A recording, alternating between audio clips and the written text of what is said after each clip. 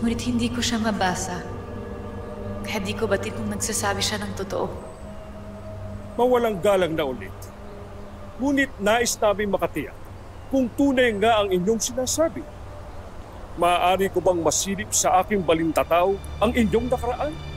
Gawin mo ang nararapat.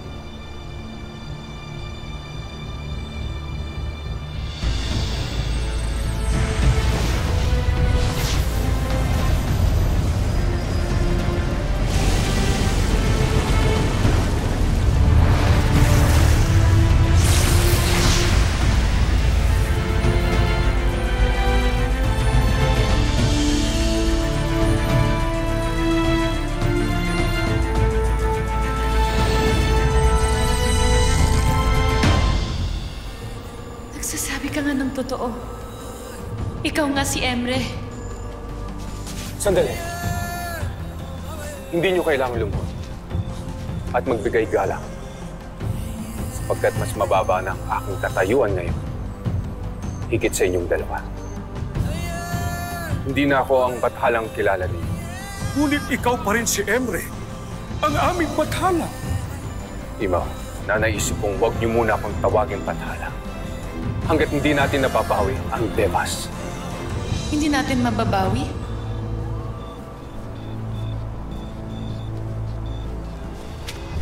Oo, Cassiopeia.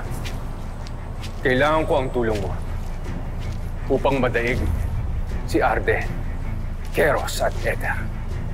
At mabawi ang Devas laban sa mga taksil. Ngunit Emre, may digmaan ding magaganap dito sa Encantadia laban sa Etheria. At kailangan kong tulungan ang mga diwata. Hindi niyo maipapanalo ang digmaan dito hanggat hindi natin nababawi ang Devas.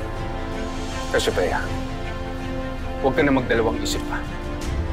Samahan mo ko at talunin natin ang mga iba pang bathala. Mawalang galang na muli, Emre. Ngunit kung kayo ay pangkaraniwan na lamang, paano niyo matutulungan si Cassiopeia na labanan ang mga kasamahan niyong bathala? Hindi lang lakas o kapangyarihan ang maaaring ipanglaban sa kanila. Kilala ko ang mga bathalang ito at alam ko ang kanilang kalakasan at ang kanilang kahinaan. Batid ko rin kung ano ang mga mahalaga sa kanila at yun ang gagamitin natin laban sa kanila. Ngunit paano ang mga diwata? Na anumang sandali ay sasabak na sa digmaan. Kailangan nilang maintindihan na hindi sila mananalo sa digmaan hanggat hawak ng mga taksil na bathala ang Devas.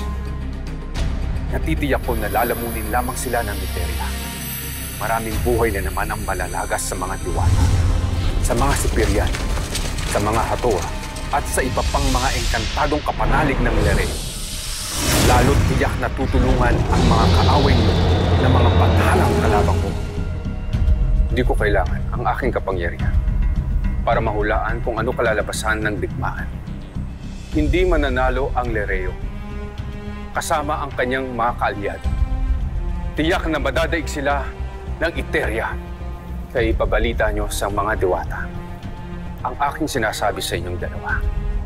Nang sa gano'y malaman nila na higit na importante na mapalaya ang Devas bago ang lahat. Ngayon din ay babalik kami sa Lireo para ipaalam ito. At kayo, bakit hindi kayo sumama sa amin? Meron akong mahalagang nilalang na kailangan kong hanapin.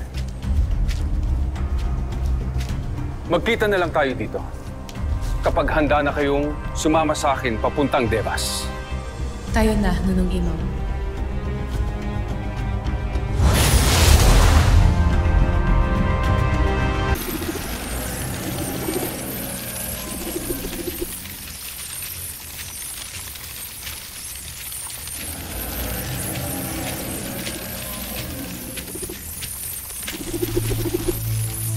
Mga kaibigan, saan kayo pupunta?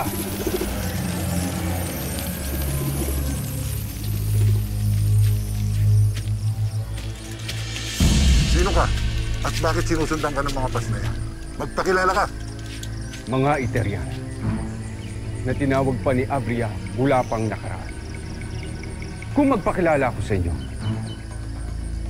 maniniwala kaya kayo? Astade!